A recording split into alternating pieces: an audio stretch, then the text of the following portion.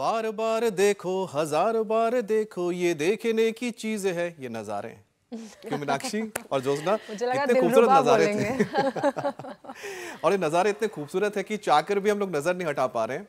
और ताजा बर्फबारी ने तो पहाड़ों की रौनक और बढ़ा दी है, और यूं कहें कि लौटा दी जिसका इंतजार चल रहा था। और सैलानी इतने खुश हैं कि लोग मजा ले रहे हैं, लुत्फ उठा रहे हैं बर्फबारी का, स्कीइंग का, स्लेजिंग का। बिल्कुल आप ठीक कह रहे हैं अमित। तभी तो अंतरिम बजट पेश करते हुए वित्त मंत्री निर्मला सीतारमण ने देखो अपना देश ये बात याद दिलाई। ऐसे सोचिए, हर लिहाज से भारत कितना अद्भुत है। पहाड़ों पर बर्फबारी हो रही है, मैदानी इलाकों में बारिश हो रही है। अगर ठंड पसंद नहीं है तो समंदर के तट पर पहुंच जाइए।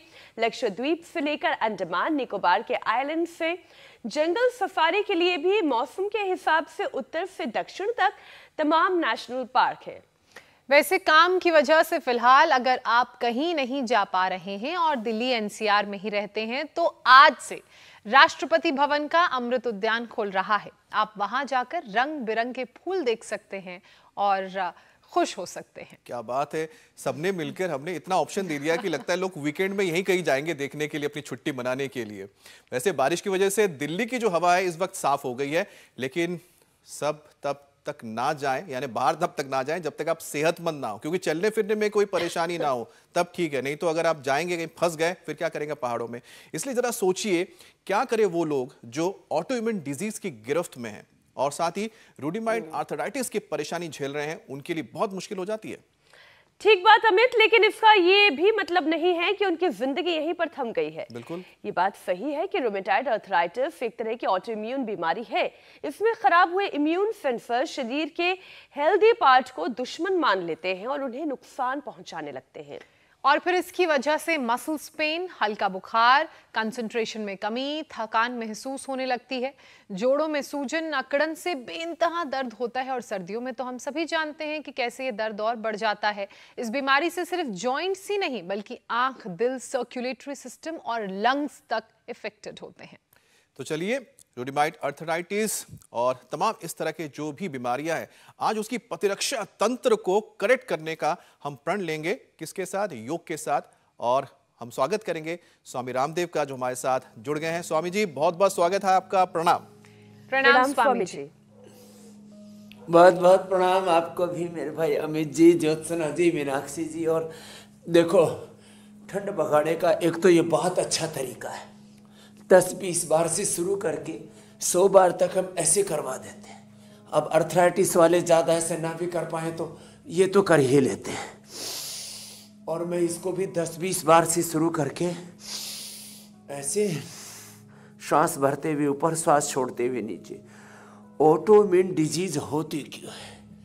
हमारे शरीर के सूक्ष्मतम धरातल पर जाकर के हम देखते हैं तो हमारे जीन्स, हमारे क्रोमोसोम्स, हमारे आरएनए, डीएनए और जो बहुत ही सूक्ष्म प्रोटीन्स है, उनका एक जो सेल्फ डिसिप्लिन है, उनके एक एक कोशिका के लिए एक डिजाइंड जो वर्क है, उसमें जब इनडिसिप्लिन आ जाता है तब ये ऑटो इम्यून डिजीज होती है। तो अपनी बॉडी को ऑटो मोड पर, ऑटो पायलट पर रखने के लिए एक तो रोज हमारे साथ ही योग करें। हमारे यहाँ योग करते थे पहले, हमारे पूर्वज योग करते थे, यजन करते थे, भजन करते थे, प्रकृति और संस्कृति से, जड़ों से, पेड़ों से जुड़े रहते थे। आपने सुंदर सुंदर नज़ारे दिखाए। तो ये जीवन भी प्रकृति और परमेश्वर की बहुत सुंदर रचना है।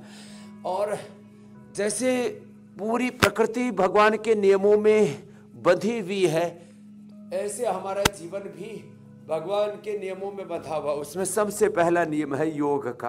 तो योग का नियम एक तो निभाएं, जो मजबूत हैं वह ऐसे, और थोड़ा और मजबूत हैं तो फिर ऐसे।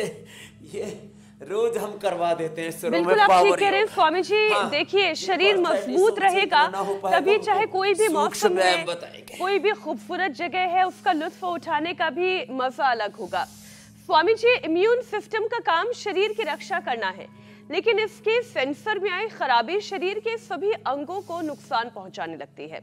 इसी में से एक बीमारी है जिसका आज हम जिक्र कर रहे हैं, रूमेटॉइड आर्थराइटिस, जो एक तरह का ऑटो इम्यून डिजीज है। स्वामी जी, आज रोमेटाइड आर्थराइटिस अवेयरनेस डे भी है, तो आज लोगों को इस परेशानी से निकालने के लिए योग के साथ साथ वो उपाय भी बताइए जिससे कि इम्यून सेंसर हमेशा स्ट्रांग रहे, कंफ्यूज ना हो।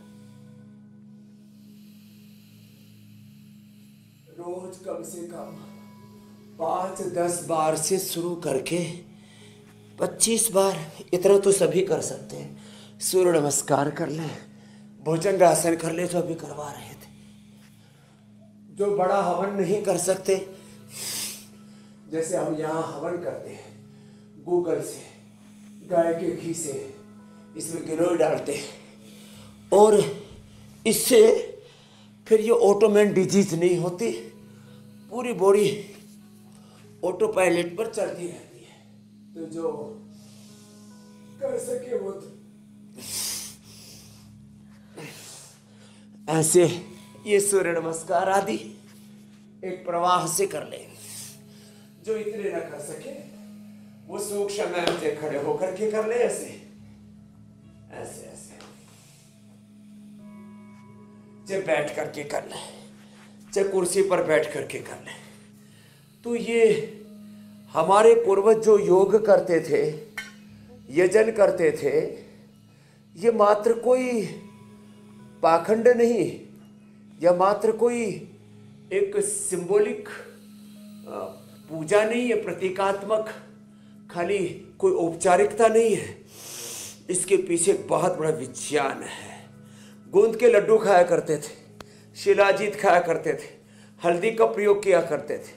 जो हल्दी का, अदरक का, अश्वगंधा का, लहसुन का अपनी जिंदगी में प्रयोग करते हैं। गूगल, ये गूगल जो गूगल का इस्तेमाल करते हैं, गूगल का ऐसे ये धूम लिया करते थे। जो गूगल का इस्तेमाल करते हैं, जो लहसुन 3 से 5 कली लहसुन के मैंने गाय के घी में हल्की सी सेक करके थोड़ा हल्का सा ब्राउन हो जाता है, उससे उसकी दुर्गंध, उसकी तीक्ष्णता और तामसिकता, ये 3 दोष हैं, दुर्गंध, तीक्ष्णता, तामसिकता। 3 कली से शुरू करके 5 कली तक ले ले, ये सारे दोष उसके दूर हो जाते हैं और वो सर्वगुण संपन्न हो जाता है। अर्थराइटिस के पेशेंट दही, छाछ, नींबू अचार, टमाटर, खट्टी चीजें खाना बंद कर दे, नियमित रूप से सूक्ष्म जो अभी हम बता रहे, फिर थोड़े थोड़े आसन बताएंगे, क्योंकि उस अर्थराइटिस का असर जोड़ हाथों पैरों की अंगुलियों से शुरू होकर के घुटनों, फिर कमर और 33 के 33 वर्टिब्राज को जकड़ लेता है। आज इस सारे दर्द जो बहुत बेदर्दी से व्यक्ति को दुख देता है, उससे मुक्ति दिलाएंगे।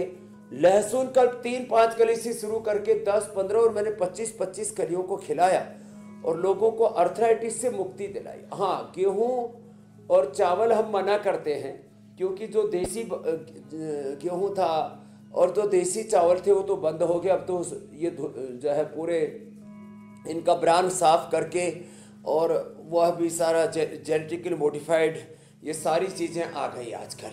अब हम कहते हैं कि भाई बाजरा खाओ, रागी खाओ। ये जो पूरा मिलेट्स का जो यहाँ पर रखा हुआ है, ये रागी, ये बाजरा, ये जवार, ये मकई और नवरत्न देते हैं हम लोगों को, नवरत्न आटा है, इनका इस्तेमाल करें। एटीएम की सब्जी खाएं, दही, छाछ, नींबू अचार, टमाटर से बचें, रोज प्राणायाम करें, सूक्ष्म व्यायाम करें, तो रोमेटॉइड आर्थराइटिस को टाला ही नहीं जा सकता। प्रिवेंशन ही नहीं, उसका कंट्रोल नहीं, उसका क्योर है, उसका सस्टेनेबल ट्रीटमेंट है। पूरा शरीर का ताना बाना अच्छा रहेगा। ये सूक्ष्म व्यायाम देखने में तो हल्के हल्के हैं, आज के कार्यक्रम की शुरुआत हमने उन तस्वीरों के साथ की जिनको देखकर हर कोई खुश हो गया, और खासकर वो जो इस वक्त पहाड़ों पर मौजूद हैं। जमकर बर्फबारी हो रही है पहाड़ी इलाकों में, और इसका असर मैदानी इलाकों में भी दिख रहा है। सर्दी भी बढ़ गई है, और ऐसे में जो लोग रोमेटॉइड आर्थराइटिस की गिरफ्त में हैं, उनकी परेशानी और बढ़ने वाली है। तो स्वामी जी, एक एक अंग के लिए योगाभ्यास करते हैं, जैसे कि हाथ और पैर की उंगलियों को मोड़ना तक बड़ा मुश्किल हो जाता है, तो उसके लिए कौन कौन से सूक्ष्म व्यायाम हैं जिन्हें किया जा सकता है? ये सूक्ष्म व्यायाम और प्राणायाम ना इतना जबरदस्त है। यदि कोई आसन न कर पाए, सूर्य नमस्कार न कर पाए, दंड बैठक न लगा पाए, दौड़ न पाए, कोई स्पोर्ट्स भी न कर पाए, तो कोई जिम ना कर पाए, तो ये तो कर सकते हैं ना, हाथों के पैरों की ये जो अभ्यास है ना, 10-20 बार से शुरू करके 100 बार तक हम करवा देते हैं।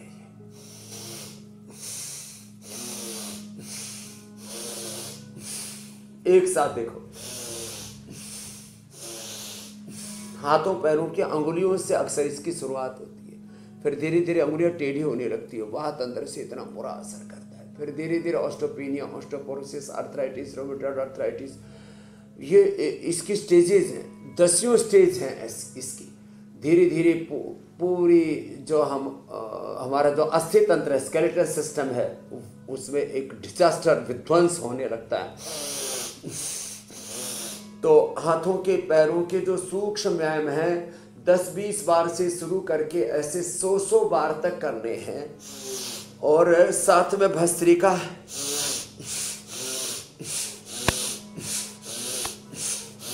कंधे जाम हो जाते हैं, फ्रोजन शोल्डर हो जाता है, सर्वाइकल स्पॉन्डिलाइटिस हो जाता है, लंबर पेन हो जाता है, हाथों पैरों की अंगुलियों से शुरू होकर के, जिससे मैंने कहा फिर टखने में दर्द, फिर घुटने में दर्द, फिर कमर में दर्द आ जाता है। तो एक तो ये सूक्ष्म व्यायाम, और इसके बाद हम मकर आसन, भुजंगासन, सर्वासन, मर्कटासन की ओर आगे बढ़ेंगे। ये अभ्यास सभी अर्थराइटिस के पेशेंटों के लिए एक शब्द प्रयोग होता है योग में ज्योत्सना जी, पर्सनलाइज योग। पर्सनलाइज योग या कहें उसको थेरापिटिक योग या कहें रोगानुसार योग। योग का प्रोटोकॉल अलग अलग डिजीज के हिसाब से। तो ये सूक्ष्म व्यायाम और मेरुदंड वाले जो अभ्यास हैं, क्योंकि जो वात है ये अभिव्यक्त होता है जोड़ों से, लेकिन शुरुआत होती है इसके मूलाधार से, इसलिए मूल बंध लगाएं और भस्त्रिका, कपालभाति साथ साथ करते जाएं। दशमूल से, अरंड मूल से या पीड़ांतक क्वाथ से बस्ती करें।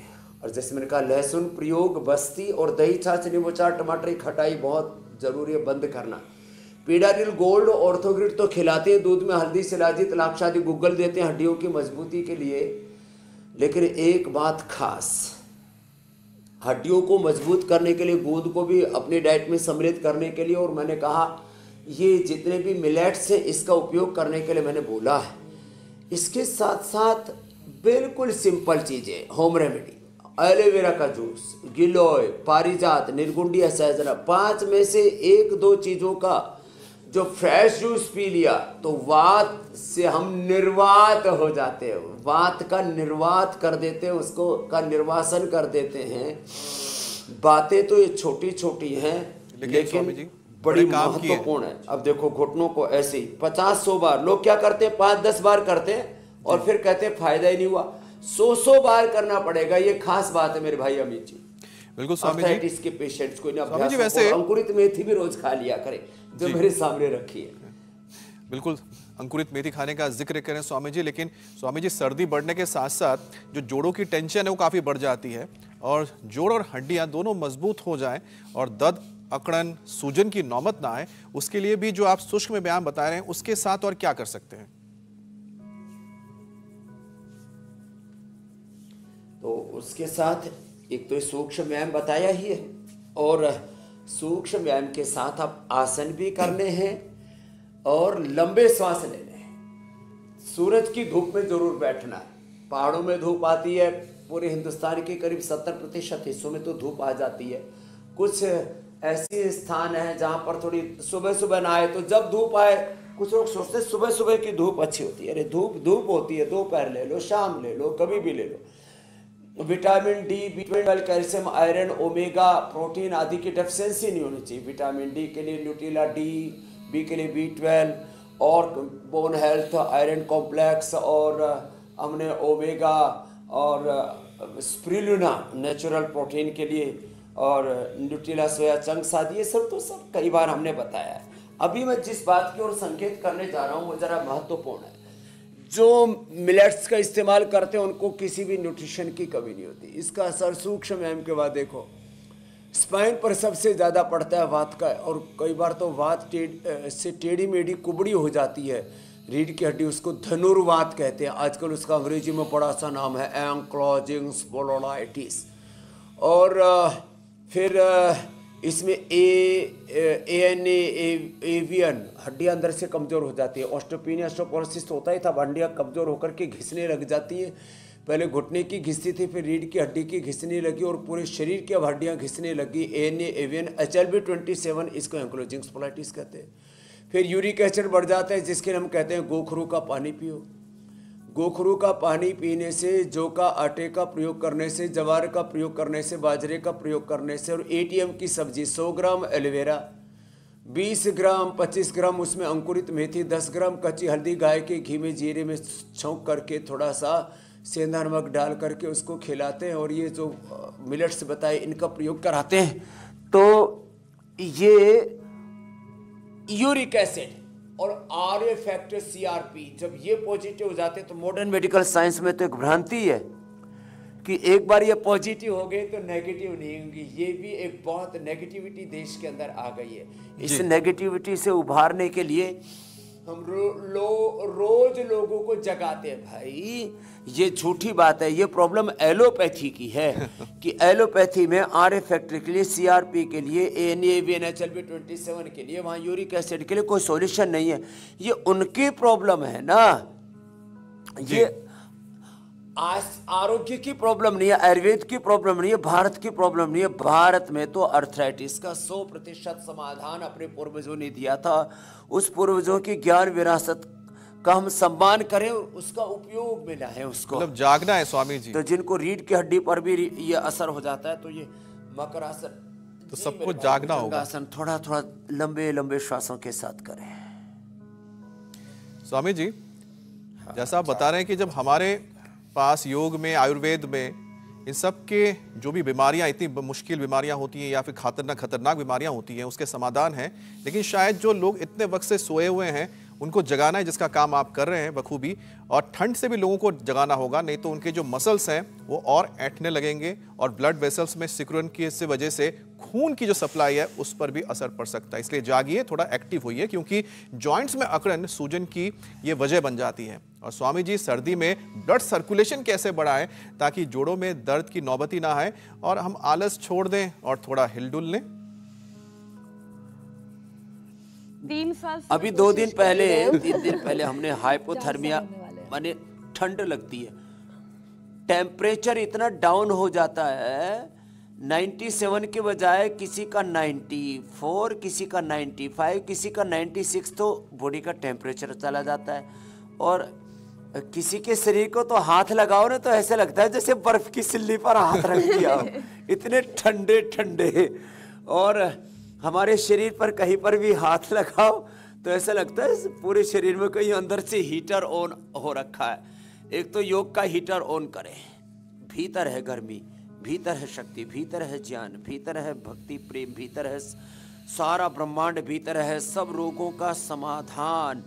तो अपने अंदर से अपनी प्राणाग्नि को उद्बुद्ध रखें। सप्त धात्वाग्नि, पंचभूताग्नि, जठराग्नि, ये प्राणाग्नि, प्राण को अग्नि का है शास्त्र में, प्राण है अग्नि, तो अपनी प्राणाग्नि को उद्बुद्ध रखें। तो एक तो हमारे साथ प्रवाह से, निरंतरता के साथ, जैसे हम योगाभ्यास कर रहे हैं ऐसे योगाभ्यास करें, लंबे लंबे श्वास लें। और पानी में थोड़ा सा हल्दी, 1 चुटकी भर, और ताजी मिल जाए तो 1 ग्राम के करीब हल्दी, 2 ग्राम के करीब अदरक, थोड़ा सा काली मिर्च, थोड़ा तुलसी और लौंग, इनको उबाल करके इनका पानी पिया करें। हो सके तो इसमें बादाम, अखरोट, केसर डाल दें तो ये कहवा हो जाता है फिर।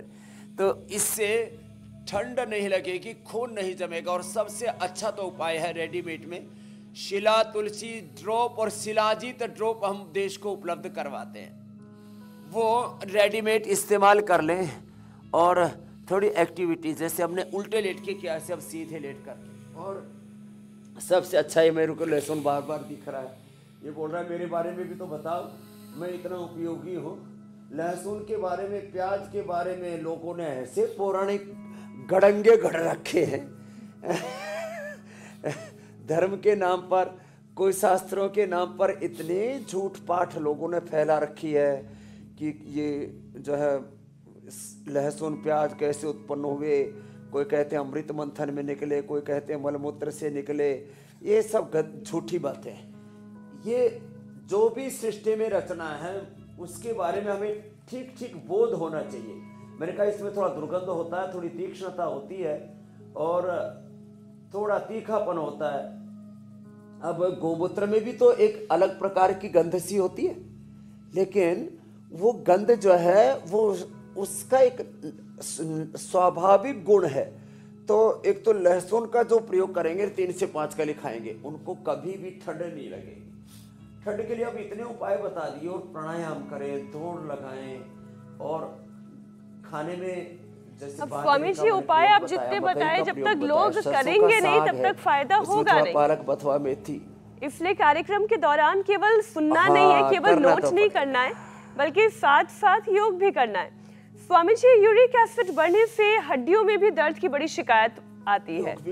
ये कैसे पता चलेगा कि दर्द आर्थराइटिस का है या फिर यूरिक एसिड की वजह से है? यूरिक एसिड को कंट्रोल करने के उपाय भी स्वामी जी बताएं। अब इसको हाँ, तो देखो, दर्द को हम 4-5 भागों में विभक्त करते हैं। एक दर्द होता है विटामिन डी और B12 की डेफिशिएंसी से। ये सामान्य रूप से तो जब हड्डियों में ऐसे खटपट होने लगे ना, तो समझ लेना थोड़ी बहुत तो हल्का सी तो ध्वनि आती है, लेकिन ज़्यादा खटपट होने लगे ना तो समझ लेना विटामिन डी की डेफिशिएंसी है। विटामिन डी और B12 की डेफिशिएंसी से तो हड्डियों में खटपट होती है। उसके लिए मैंने सूरज की धूप का प्रयोग और Nutrela daily active daily energy और न्यूट्रिला बोन हेल्थ और न्यूट्रिला डी, इसका प्रयोग बताया। अब सबसे बड़ी बात है, एक तो खटपट, इससे पता लगता है कि अंदर B12 की डेफिशिएंसी है। ये RA-CRP नहीं है, ये यूरिक एसिड नहीं है। जब शरीर में सूजन आ जाए, खटपट ना हो बल्कि सूजन आने लगे, तो समझ लेना यूरिक एसिड बढ़ गया है, अंदर का इन्फ्लेमेशन बढ़ गया है। और उस इन्फ्लेमेशन को दूर करने के लिए गोखरू का जो मैंने प्रयोग बताया, उसके साथ साथ बहुत जबरदस्त प्रयोग है पुनर्नवा का। तो एक तो पुनर्नवादी मंडूर देते हैं, एक हमने औषधि बना रखी है पुनर्ग्रिट, पुनर्नवा मकोय। ये जो है हमने लीवर के लिए तो दिया है पुनर्नवा मकोय और भूमि आंवला, ये और दशमूल, ये सूजन को भी कम कर देते हैं और यूरिक एसिड को। तो यूरिक एसिड में ये दर्द भी बढ़ेगा, साथ में सूजन भी आएगी।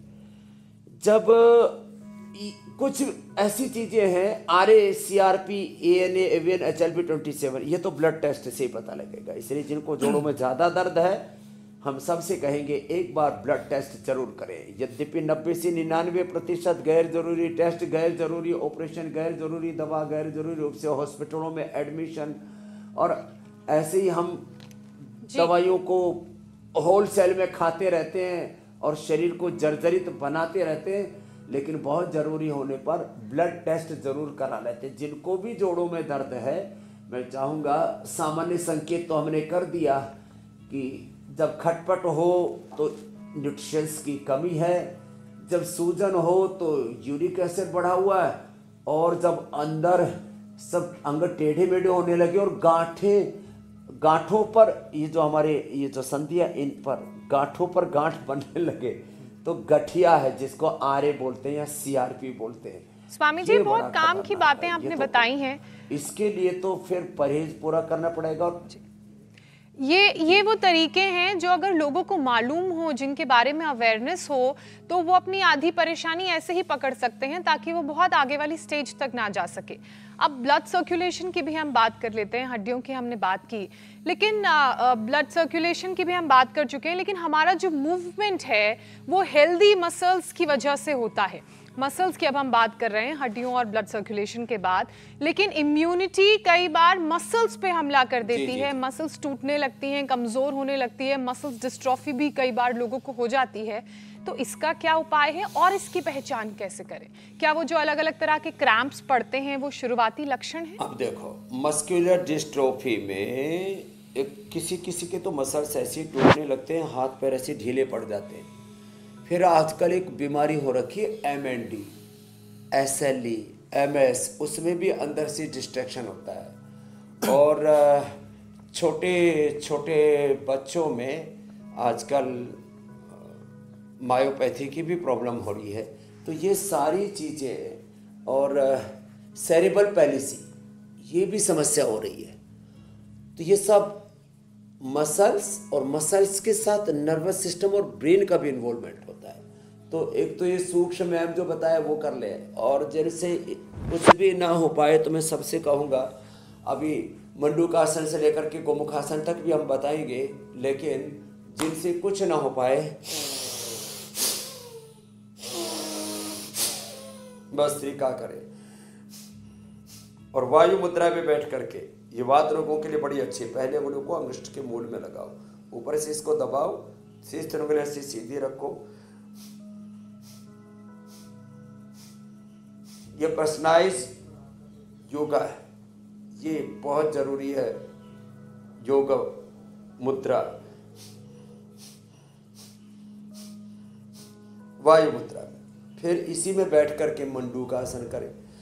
अब मसल्स जिनके कमज़ोर हो रहे हैं, और ये मसल्स जब ज़्यादा ही कमज़ोर होने लगते हैं तो धीरे धीरे अपना स्थान भी छोड़ने लगते हैं। इसके लिए 3 उपाय बताता हूँ। एक तो स्पिरुलिना, मैंने कहा था सबसे अच्छा है मसल्स के लिए। नहीं तो बॉडी वेट के हिसाब से जिनका 60 किलो वेट है उनको 60 ग्राम प्रोटीन चाहिए डेली। अब इतना प्रोटीन तो लगभग लोगों को डाइजेस्ट भी नहीं होता, इसलिए मैं सबसे कहता हूँ 60 ग्राम प्रोटीन के बजाय आपने 2-2 गोली सुबह शाम स्पिरुलिना की खा ली, तो ये जो प्रोटीन वाली डेफिशिएंसी जिससे कि हमारे, और प्रोटीन खाली मसल्स को ही नहीं बनाते, ये हमारे जो जिसमें कहता है ना RNA DNA जो प्रोटीन है, प्रोटीन्स जो बहुत जो है माइक्रो लेवल पर जा कर के देखते हैं तो वही सारी संरचना को चलाते हैं। और वो उन छोटे छोटे प्रोटीन्स और उनका एपोप्टोसिस, उनका पूरा मेटाबॉलिज्म, उनकी पूरी ऑटोफेजी, माइटोफेजी और उनका एक जो सेल्फ डिसिप्लिन है वही टूटता है, तो वही ऑटोइम्यून डिजीज और उसी से अर्थराइटिस होता है। तो इसके लिए दालों का प्रयोग, इसके लिए फिर जो है चने का प्रयोग, भुना हुआ चना भून करके खा ले, चने की दाल खा ले, चने का बेसन का रोटी, और ये सब हमारे यहाँ खाते थे। और इसलिए मैं बार बार कहता हूँ कभी चने का प्रयोग करो, कभी चने की रोटी खाओ, कभी जौ की, जवार की, बाजरे की, मकई की। एक जैसा अनाज नहीं, एक जैसा तेल नहीं, एक जैसी शाक सब्जियां नहीं, थोड़ा ये बदलाव होता रहेगा तो समग्रता से शरीर को पोषण मिलता रहेगा। और जब ज्यादा ही कमजोर हो जाएं तो अश्वगंधा शतावर का प्रयोग कर लेना, तब अश्वगंधा और अश्वशिला का कैप्सूल ले लेना। और ही ज़्यादा गड़बड़ हो जाए तो इम्यूनोग्रिट और न्यूरोग्रिट एक सुबह शाम दे देते हैं। सेरेब्रल पैलिसी से लेकर के मस्कुलर डिस्ट्रोफी से लेकर के नस नाड़ियों की सारी समस्याएं, और ज़्यादा हो जाए तो पार्किंसंस, ये भी वात ही रोग है, इसको कंपवात कहते हैं। और शरीर टेढ़ा मेढ़ा हो जाता है, इसको धनुर्वात कहते हैं। तो ये पूरा शरीर का जो ताना बाना है, ये पूरा ढांचा, शरीर तंत्र अच्छा चलेगा। योग तंत्र से तो ये है कि आप पूरे स्वतंत्र होकर के योग के जरिए अपने शरीर को टेढ़ा मेढ़ा कर लें, जिस तरह से ज्योत्सना और यहाँ पर मीनाक्षी नजर आ रही हैं, तो आप इससे पहले कि बीमारी आपको ऐसा कर दे, क्योंकि ये तो कम से कम आपके कंट्रोल में रहेगा। वैसे स्वामी जी, इम्यून सिस्टम जो है, क्या रंग और गंध का भी इस पर असर पड़ता है? क्योंकि आज से राष्ट्रपति भवन का अमृत उद्यान खुलने वाला है और हेल्थ एक्सपर्ट कहते हैं कि रूमेटाइटिस आर्थराइटिस को वक्त पर अगर कंट्रोल ना किया गया तो इसका असर हार्ट और लंग्स पर भी पड़ता है। तो जो लोग इसकी गिरफ्त में हैं उनके लिए भी एक छोटा सा सेशन हम कर लेते हैं।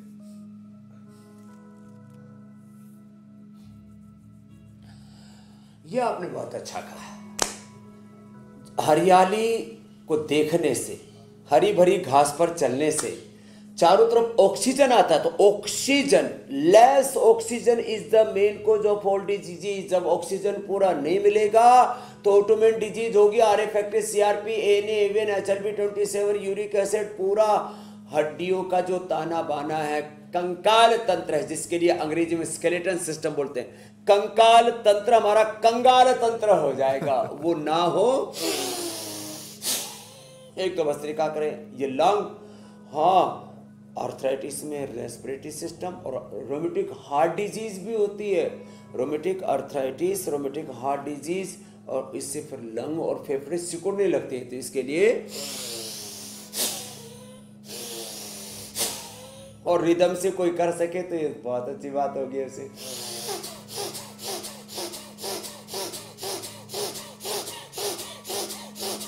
ऐसा भी ना हो तो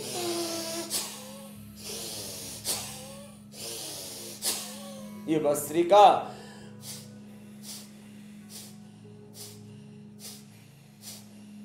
कपालभाति और अनुलोम विलोम, और ये हार्ट के लिए ना ये 3 अभ्यास देखो ऐसे, एक तो ऐसे बैठ करके ये ऐसे ऐसे, दूसरा ऐसे ऐसे, और ये तीसरा ऐसे, और फिर ये गोमुखासन, और फिर लंबे लंबे श्वास। भस्त्रिका गोमुखासन में, कपालभाति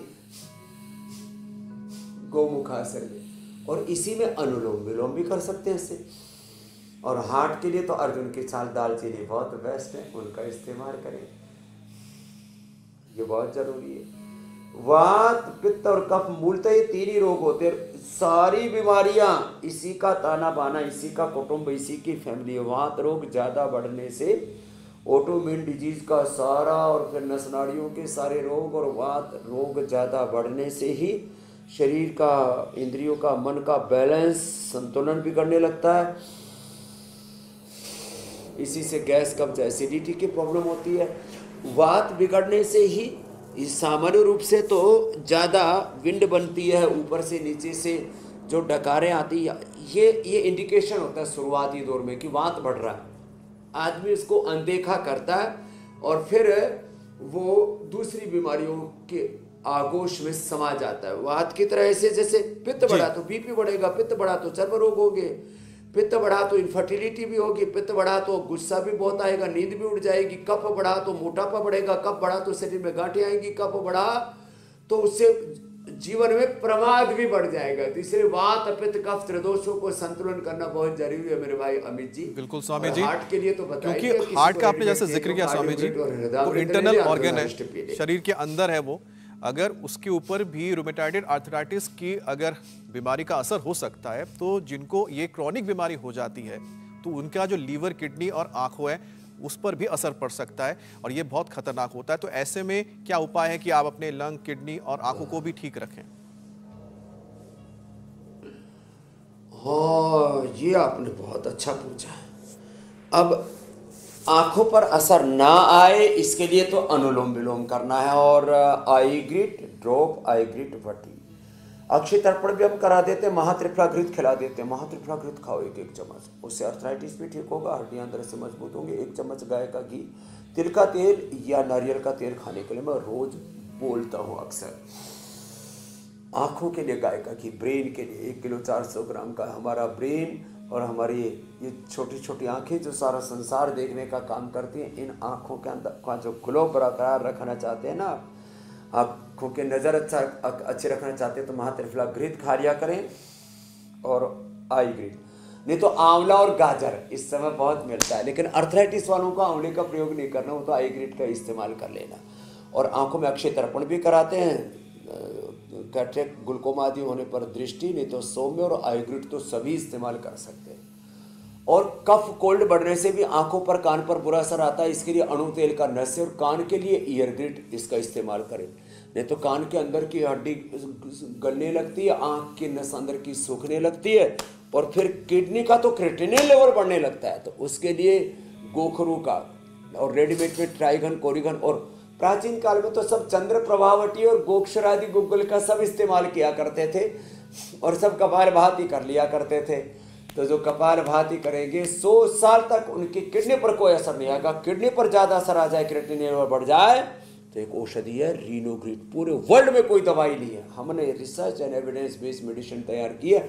जानवरों की, एनिमल्स की किडनी खराब करके उसको दोबारा से रिजुविनेट कर दिया हमने रीनोग्रिड से। इसलिए रीनोग्रिड से किडनी और लिवोग्रिड से लीवर एकदम फिट रहेगा, परफेक्ट रहेगा।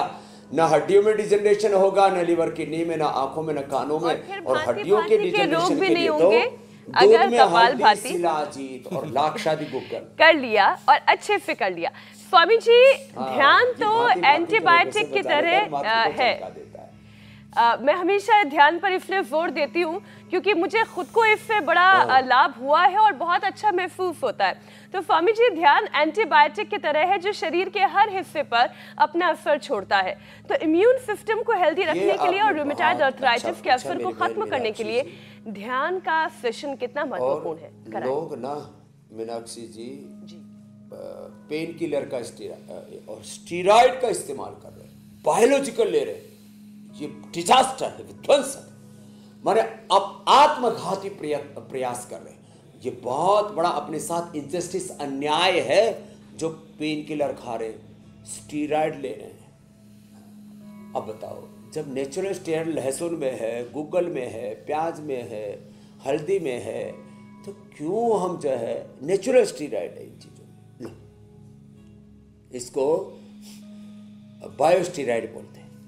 तो एक तो जब अनुलोम विलोम के बाद ये भ्रामरी उद्गीत करते हैं ना, तो अंदर से शरीर के अंदर ये जो अच्छे हार्मोन्स है ना वो बढ़ जाते हैं। खराब हार्मोन्स और जितने भी टॉक्सिन्स, ऑक्सीडेंट्स जिनकी हम बात कर रहे थे, सारे विजातीय तत्व अपने आप खत्म हो जाते हैं। इसमें गोधन अर्क भी बड़ी भूमिका निभाता है, तो वो भी सुबह सुबह ले लिया करें।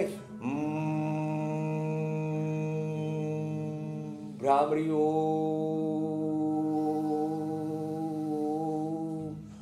ओम भूर्भुवः स्वः तत्सवितुर्वरेण्यं भर्गो देवस्य धीमहि धियो न प्रचोदयात्। ओम त्र्यंबकं यजामहे सुगंधिं पुष्टिवर्धनम् उर्वारुकमिव बन्धनान् मृत्योर्मुक्षीयमामृतात्। दृष्टा होके, साक्षी होके शास्त्रों को ही देखा, थोड़ा अपने स्वरूप में उतरना भी सीखे, अपनी निजता में भी जीना सीखे। आप खो देते हैं छोटी छोटी बातें। अपो दीपो भवा आत्मावारे दृष्टव्य श्रोतव्य मंतव्य निधिध्यासितव्य। और आंख खोल के देखी तो इधर भी कुछ आ गया है।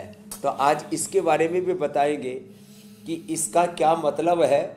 ये लहसुन कल्प का, जो मैंने कहा था ना, लहसुन को गाय के घी में ऐसे जब चीरा मार के भून लेते हैं।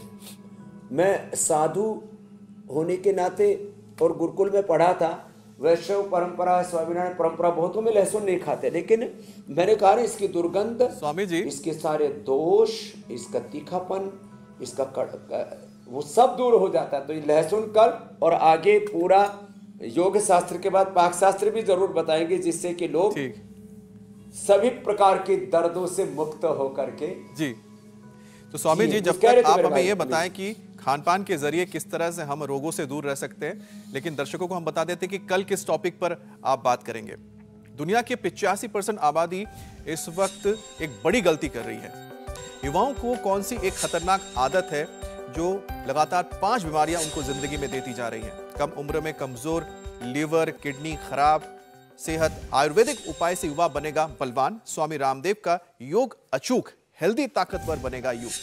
तो कल सुबह 7:56 से इंडिया टीवी पर लगातार आप देखिए योगाभ्यास के साथ युवाओं की सेहत कैसे अच्छी रहे और उनके क्या उपाय हैं, जानिए। स्वामी जी,